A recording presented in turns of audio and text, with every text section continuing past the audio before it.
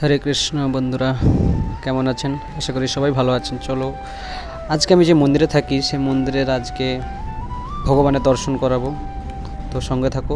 চলো,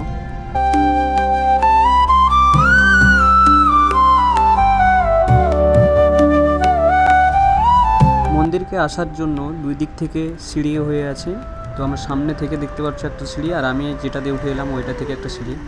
আর এই সামনে দেখতে পাচ্ছ কত ভাড়া বাঁধা হয়ে আছে, এটা মন্দিরের কাজের জন্য, এখনও কাজ হচ্ছে মন্দিরে। আর মন্দিরে প্রবেশ করার জন্য 3টে দরজা আছে মোট, ওই সামনে একটা, মাঝখানে, আর ওই সাইডের দিকে একটা। তো প্রায় সময় ওই পেছনের দিকের দরজাটাই খোলা থাকে।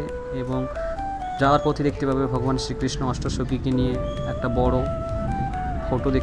আর এখানে প্রভুরা সবাই চেয়ার টেবিল নিয়ে বসে আছে, আজকে এক্সাম চলছিল দীক্ষার জন্য, তাই জন্য মন্দিরের ভেতরে চেয়ার টেবিল। আর ইনি হচ্ছেন সেই বীর মহান পুরুষ, ইস্কন প্রতিষ্ঠাতা, হিজ ডিভাইন গেস অভয় চরণারবিন্দ ভক্তি বেদান্ত স্বামী শিলা প্রভুপাদা। এখন মন্দিরে দর্শন করুন। মন্দিরের ভেতরে দেখতে পাবেন চৈতন্য মহাপ্রভু কীর্তন করছে, এমন কিছু ফটো, এবং ওপরেও ভগবান রাধারানীকে নিয়ে ঝুলন, সেই সব ফটোগুলো উপরে লাগানো আছে। খুব সুন্দর ডেকোরেশন করেছে মন্দিরের, লাইটগুলো খুব সুন্দর। আর এইখানে মাতাজিরা এক্সামের জন্য লিখছে, আপনারা দর্শন করে রাখুন। মন্দিরের ভগবানের নাম হচ্ছে রাধা মদন মোহন। তো আপনারা এখন দর্শন করুন, দুর্লভ দর্শন।